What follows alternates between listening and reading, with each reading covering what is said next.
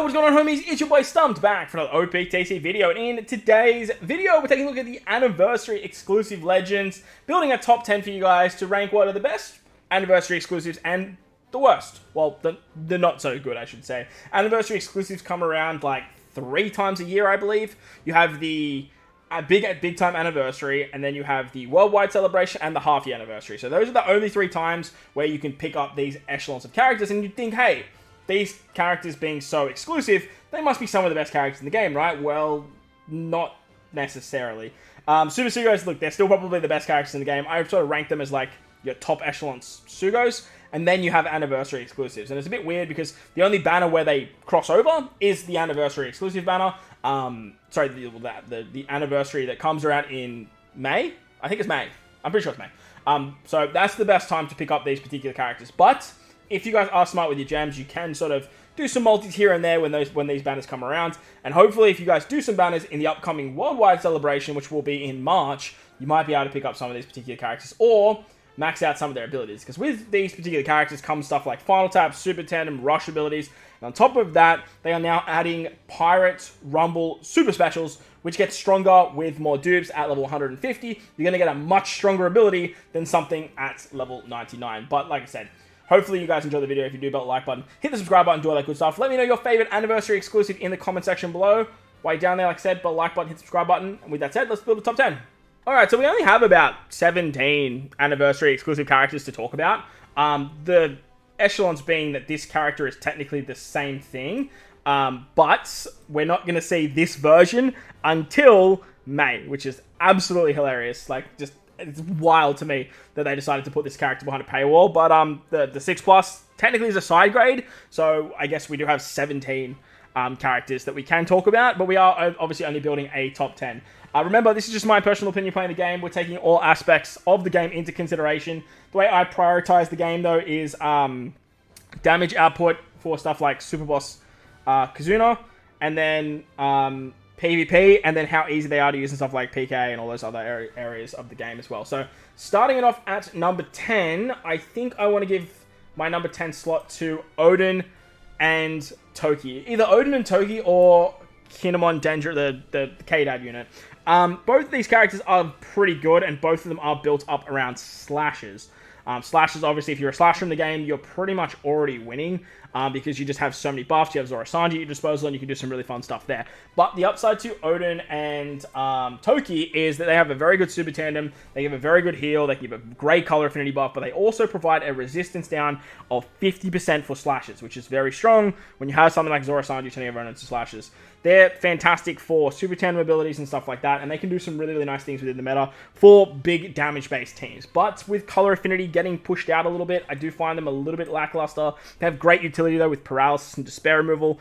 PvP, they're not that great, to be honest. Like, they never really were, but you definitely can find a place to run them somewhere in the PvP meta. As for K-Dad, an attack boosting for slasher-based characters, can bypass attack down in their Captain ability, removes 5 turns of damage nullification, which is very, very valuable. Does go straight into the Zoro Sanji super tandem ability, so that's always fun. And on top of that, they are very good in PvP as well. They have one of the best final taps in the game as well, taking all the damage from slashes and just multiplying it by 2 as a final tap shot. So I do find both of these characters to fulfill very similar roles on the slasher-based team.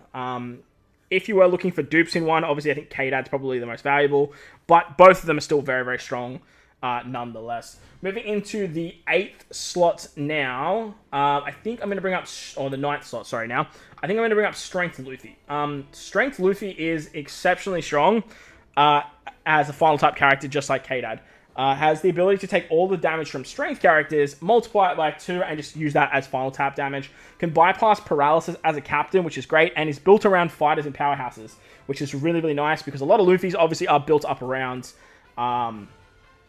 Free Spirit. With the release of the New Year's Gear 5, though, this guy's kind of been power crept in that regard. However, like I said, you can still run this guy as a powerhouse option, where you're running the other guy as a fighter-based option, but the two kind of cross over there a little bit. He has that ability to be an attack booster or a chain boundary unit. He can give tandem orbs, which is really, really nice, so for super tandem characters and whatnot. And then his final tap's really, really good. He's a Luffy though, so like you do have good support options and whatnot, but like he's gonna be let down just a little bit because you have other competition for that particular character. In PvP though, he's like the best PvP character in the game, like if not like your equal top 3 of best PvP characters. So he does work very, very nicely. I haven't ran him too much in like as like a meta-based character for big damage and whatnot, so that's why he's a little bit lower. But I could honestly say the same thing about K-Dad. I could honestly say the same thing about Odin and Toki. I think the last time I used Kinemon Dendro was K-Dad was with Odin and Toki, so I think putting them together on this particular tier list, it does suffice nicely for what these characters are actually trying to do.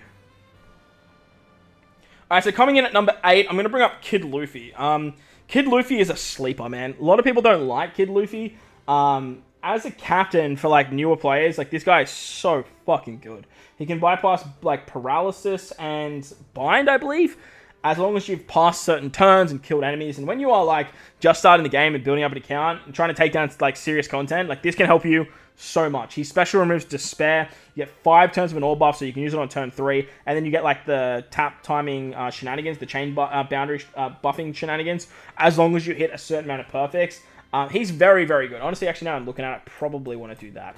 He's very, very good because he can bypass stuff like Intimidation. He can bypass stuff like Interrupts if you use all buffs because you can carry it into stages in 5 turns. It's like, it's a lot, man. It is a lot. So, very, very powerful unit, but like I said, definitely one that has been was power crept for like endgame players, but for newer and mid-game players, he's just going to be absolutely exceptional. As for number 7, I'm going to bring up the waifus together. I don't think it's fair to talk about the waifus separately right now, just because, like, if you have this strength waifu, you're probably waiting for this waifu. And look, in theory, I think this character is just way better. Like, complete side grade, obviously, to what this waifu is actually doing. But in terms of the 10-star Kazuna that come out right now, or is going to be out, this waifu is just fantastic, being a striker-based variant. The side grade, obviously, as you can see, is int. Basically, they just put Robin on the other side and Nami on the other side, and made them cerebral. And the upside to this character being cerebral now is they actually work exceptionally well with Ori and Yamato and with the new Sabo. Both the Sabo and the Ori and Yamato give an overridable orb buff. This waifu trio can give either a big orb buff to cerebrals and free spirits, or can then, if you have an orb buff, give a chain boundary. Obviously, with the overridable effect, you get both. It works out exceptionally well. They have a very good final tap. They're great in PvP. They have a super PvP Rumble special, which is exceptional, inflicting confusion. And this strength variation got a level limit break, which makes them very, very good on the strength team in PvP as well. In regular play, they both remove attack down. They both remove paralysis. They give a monstrous amount of healing.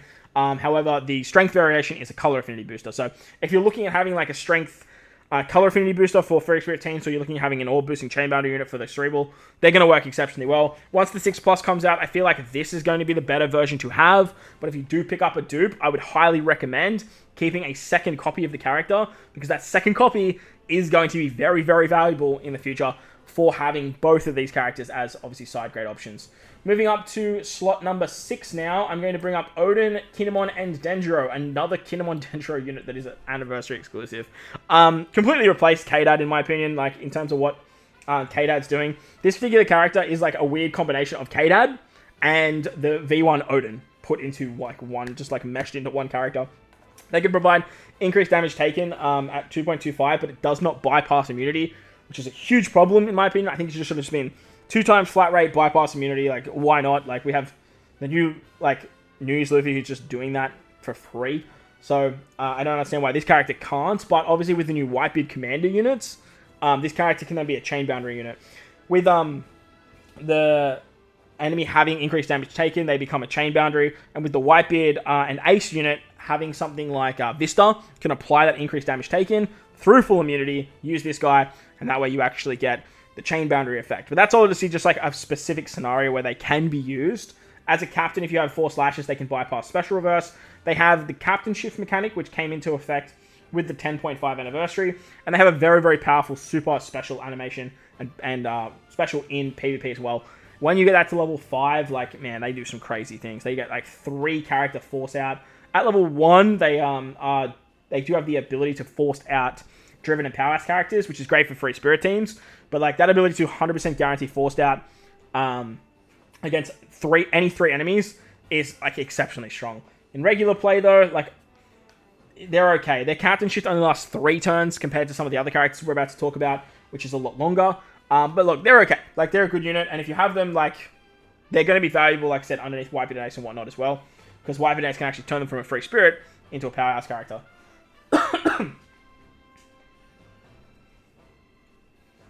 Alright, so moving into the top 5 now. Basically, we have some of the newer anniversary exclusive characters. I'm going to bring 2 of them up together because they came out together. We have King Kaido and we have Big Mom and Katakuri. Big Mom and Katakuri, to me, are an absolute sleeper unit. On paper, when I first read these characters, I was like, Big Mom Katakuri's mad lackluster. Kaido and King, they seem cracked. They seem so strong. In practicality, though, Kaido and King kind of dog shit compared to Big Mom Katakuri, man. Big Mom Katakuri just, like, way better. Something I forgot to mention with Oden Kinemon Dendro, too, is they allow you to use Super Tandem with Wano Orbs, which is very valuable, and it's something that Big Mom and Katakuri do with similar slots, which they can actually give. But Kaido and King, they have a captain shift mechanic if you are in the middle left-hand slot, which is interesting. The weird thing about these characters is when you are King, you can bypass Bind, Despair, Special Reverse, Special Bind. Basically anything that affects a captain, this guy can actually be immune to. The thing is, though, if both your captains get afflicted by this, then you actually can't get around it completely because you're only going to get around it with your captain. But they do remove Special Bind in their their super class, and they do remove Bind in their special. So like you can kind of manipulate it that way depending on what the stage actually looks like. Say for example, in this 10 Sakazuna that's coming out, your right hand column gets binded and your left hand column gets binded. You can shift with them. So just deal with the right hand bind. And have your sailors stay binded and then remove it all on the next turn. So you can do some fun stuff that way. They have the chain multiplicative buff depending on what your HP value is, which is a bit of a lackluster buff in my opinion. They can do end of turn damage, which is kind of interesting as a captain too. And then like the overall crux of their special is based up around increased damage taken, I believe. They give Wano Orbs as 2. They turn certain type Orbs into Wano. They're just not it for me, to be honest. When you compare them to what Big Mom and Katakuri are doing, I just find Big Mom Katakuri to be just way more valuable. Big Mom Katakuri have the ability to, again, turn Super Tandem with Semler slots into your Super Tandem abilities. They give a full board of Semler slots and an all buff to Powerhouse and Driven characters, depending on how many specials I believe that you've used in the quest. I'm pretty sure it's how many specials that you've used. They have an insane final tap, 1.5 times the damage reduction buff, which they can give damage reduction with their super type. Their super type either affects Quick or Dex, depending on who you use. If you use Katakuri or if you use Big Mom. They have the captain shift ability too for the bottom right-hand spot, and they give base stats when they actually switch in. As a captain, they are going to be immune to blowaway spot, which is like the biggest thing about this unit, man. Having the ability to just be immune to blowaway is so good because you can captain shift them in. Both of them have the captain shift for 10 turns, I believe. You can captain shift them in, bypass that blowaway, use the EX, the super type, and then just switch out, and then bring in something like your big Blackbeard captains and stuff like that too. So very good character. Has great supports because you have Big Mom as well. They've just been exceptional for me, and pulling them is just fantastic. In PvP, both of these characters are so freaking strong, but Big Mom Katakuri, man, Big Mom Katakuri are disgusting. The defensive capabilities that they bring is just wild. Both of them have super specials as well. Big Mom Katakuri's is so easy to get because they have a revive in PvP, where Kaidos and Kings, you might not see every fight, just like Oden Kinemon Dendro, because you have to take 3 specials, which is a bit of a problem, but Big Mom Katakuri, man, oh, dude, they're so good. Like, they're so good in regular play and in, PvP. Thing about Kaido King is too, like they kind of have to compete with Verse Kaido, with Big Mom Katakuri doesn't really have that many Big Moms to compete with nowadays. It's just like, it is what it is. Going back down now, the last 10.5 anniversary character was Roger Rayleigh Gaban. I love Roger Rayleigh Gaban. I'm a huge fan of Roger Rayleigh Gaban. Love what they do in PvP. Their super special is by far the most disgusting special ever. Works on slasher teams, works on free spirit teams. Does a 60% HP cut to all enemies. 100% chance to halve stats. Targets 3 enemies for a massive amount of damage. And then does a 100% chance to heal. Like, it's like 100% heal. Like, it's so strong how powerful they are. They give themselves level 10 defense up in PvP, so they're a great wall-based unit. When you get that super special off, which you will, because you only need to take 2 specials, it just blasts teams, man. It's so annoying to deal with. If you guys are taking on the PvP challenge fight, you'll understand why this character is so damn friggin' annoying to deal with. Their special, like their ability in regular play though, they have the captain shift ability once again. They in the middle right. As a captain, they're completely immune to bind. So no matter how many turns of bind you get, they will just completely bypass it. They buff free spirit and slasher characters. They have 3 turns of an attack boost to slashes, int, and strength for 3 turns that cannot be removed, which is quite interesting. So you can get some nice abilities there. And then their I can't even remember what their captain shift does actually. The captain shift ability is kind of it's a little bit lackluster, to be honest. Like it's not exactly it's a little bit a little bit lackluster. So it's nothing too crazy to honk your horn at. But the real upside to the character for me is the ability to remove bind, the captain shift, and their PvP credentials. As a Roger-based character too, like they do have a little bit of competition with some of the other characters up the top, and obviously like any other like good Super Sugo unit. But yeah, they're still so fantastic. Like in PvP, man, like this character goes absolutely crazy. They have that ability to give crit chance, like what Shanks does. So you can just get like 100% chance to crit, and then you can swap out of the captain, which is pretty nice. And they can like buff the crit rate by 30%. That's what it does. Yeah, they're buffing the crit rate. Their final tap's kind of lackluster a little bit, but like I said, honestly, now I'm really like breaking them down. Like, kind of want to do this. Yeah, I kind of want to do that. Yeah, like don't get me wrong, Roger Rally Gabani PP is just so good, but Big Mom Katakuri, bro, like they are just absolutely exceptional. Like so good. As for the top 2 units though, coming up at number 2, I have Cross Guild. Cross Guild. One of the most fun units. I love the design. You use their special. They give themselves 12 tons of cooldowns. Then you just like can just use their special 3 times in a quest. Pop them up with Yamato. Get the cooldowns that way. Or even something like Ace on the Zoro Sanji team. You can get the cooldowns. And yeah, they just work so damn nicely. They can give you Chain Boundary. They use Set Target, which is a very unique ability. They can remove Defense Up. They can remove Threshold. They completely remove Despair in their Captain ability that gives them cooldowns, which works in tandem with that ability to just get cooldowns. They're so much fun. Like they're one of the most fun characters in the game. Crocodile has great supports. Buggy has great supports. They're so fantastic. In PvP, they're phenomenal. They have the rollback ability. They have a rush, which is so strong as well. They're really good. They're just a fantastic character and have been used so much since they released. Unlike Blackbeard, who came out, who had just like way more potential, like Cross Guild just shone, man. Like just absolutely shone. Unfortunately, these characters down here, like they're all quite how you going. Especially like Zoro, for example, has fallen off completely. Ace was never good. Sabo has some uses with Special Blind. Shanks is just a disappointment. Kobe's good in Grand Voyage, and then Blackbeard, he's just too hard to use with having like all the Blackbeard pirates and all that annoying stuff. But number 1, I had Roger. Anniversary Roger. No real surprise there, if I'm being completely honest. One of the best super tandems in the game. If you use him as a captain, you bypass special bind. He removes defense up, he removes attack down, he gives you more XP, he gives you more belly. You're probably running him 9 times out of 10 in most easy content. He can be an attack booster, an orb booster, and a color affinity booster that cannot be removed for 2 turns, provided your captain is either Dex, Slasher, or Powerhouse. He has an EX for all 3 of them as a sailor to extend the buffs that he gives. He works perfectly with the anniversary characters of the 10th year, and he's exceptional for the New Year's Luffy. He's phenomenal. He's okay in PvP, nothing too crazy in PvP to be honest, but like just where he shines in the entire game for big damage teams, for making content easy, for just farming up belly and EXP, he's a must-have. He's a must-have for most people. If you are looking for an anniversary exclusive, like he and Cross Guild are the 2 that I would really push towards. But look, Roger Gaban was getting dupes of him, like it's going to be real interesting in the future. But that's the top 10 for the anniversary exclusive characters for the start of 2025. Let me know your favorite anniversary exclusive in the comment section below. While you're down there, belt the like button, hit the subscribe button, do all that good stuff for me. Most importantly, though, wherever you guys are in this beautiful world, please remember to enjoy the rest of your day. As always, homies, thank you all for watching, and I'll catch you all in the next one.